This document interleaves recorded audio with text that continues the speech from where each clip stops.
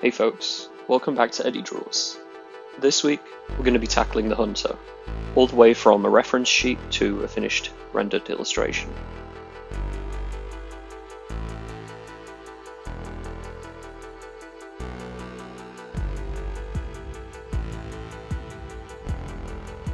Well, here we are, right at the start of the brief. We've got a nice little set of instructions from our client, and I've gathered a bunch of reference, and I just start by writing out all my ideas down.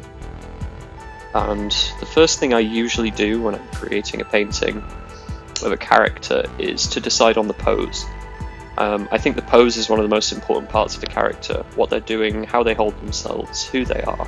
It all comes across in the gesture and the way that their limbs move and how they carry themselves. Here we've gone for a stepping pose. The Hunter is one of those characters that exists out in nature, the archetype of the ranger or the outdoors person. Think of Aragorn from Lord of the Rings. This is a post-apocalyptic setting though, so we've got to sort of Mad Max it up a little bit. I do try and avoid the Mad Max tropes where I can, but it's always good to use strong references, so there are some hints of it here and there. The character itself, the Hunter, I was briefed as a lone wanderer, someone who hunts for food in the post-apocalypse, and they usually go back to camp every now and then to give supplies to the other survivors, or rarely ever to trade with them for new equipment, items, that sort of thing.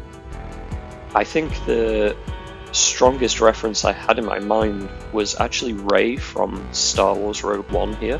That poncho, I've got the Star Wars Rogue One concept art book on my desk, and that poncho has been in my head for so long, something I've wanted to play with and explore as a costume design for a character. So this time I really went for it with that. You can see that I've changed the weapon here from the rifle to the bow. That was something the client suggested and I think worked out really well. I think that also brings us nicely into the point of this video, which is changing things as you move. You can see here I'm still not really ready to start painting yet. I'm filling in the colours and things, but I'm still playing with designs, adding patterns as you see with the camo here, changing design elements and moving along quite quickly and never really stopping in one place for too long. I think for concept art especially, that's a huge deal. You need to be able to change the brief, change the design, move everything along as quickly as you can, because projects such as this one I'm working on now are really big and dynamic. It might turn out in the future that the Hunter itself turns into something entirely different.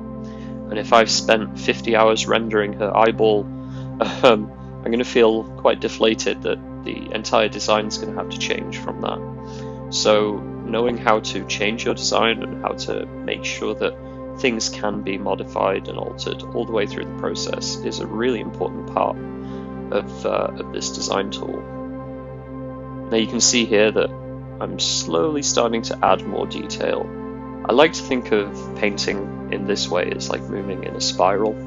You start off on the outskirts and you move slowly and slowly towards the middle, going in circular motions and moving around all the way until you get into the middle. And the middle is the end goal, it's the finished painting. Now you can see there I've got all the finished art for all of the concepts that was presented to the client. I added a quick background just to give her some tone in the back, but for rendering in this way at least, I like to keep things grayscale. A little bit of Orbo art popped up then, doing some icon design in the background. These birds, I think, were one of my favourite parts of this painting. I've been studying some still life lately, some rotten apples. I can't remember, there was some other stuff that I painted too. It was on Twitter. And I was looking at old Renaissance and I think it was something similar to this, but it was old still life paintings of fruit, vegetables, meats, that sort of thing, and there's always pheasants in there, so I really wanted to get some study of that in, which was a nice way of studying still life but still working for my client. I designed a logo which goes on the arm, and this again is something that goes back to the dynamic changeability of designs. That logo that I designed just got thrown away. He wanted the design for the flag of their nation on her arm, which totally made sense. I didn't want to argue with that. I didn't spend too long on the design of the skull with the arrows, and in the future that might get used somewhere else in the book, so you never know. But being an artist for a client like this means that you have to not really get too precious about your ideas. You have to be willing to accept that not everything you paint is set in stone. It can always change, and should always change, because no first idea is the best idea. There's always iterations that will make things better. You can see now I've started to get into the more nitty-gritty details of rendering. The client was really happy with the design I'd gone with, so now is the time to start cleaning everything up and making sure it all really pops off the canvas, so to speak. I start with the face in this one. Faces are usually not my strongest painting, so I made sure that I got some good references, some really strong skin tone references, and made the face one of the strongest parts of this painting, at least in my opinion. The backpack and the edge of the coat I highlighted with some rim lighting. I always feel guilty using rim lighting. It feels like a cheap trick, simply because I learned it so early on.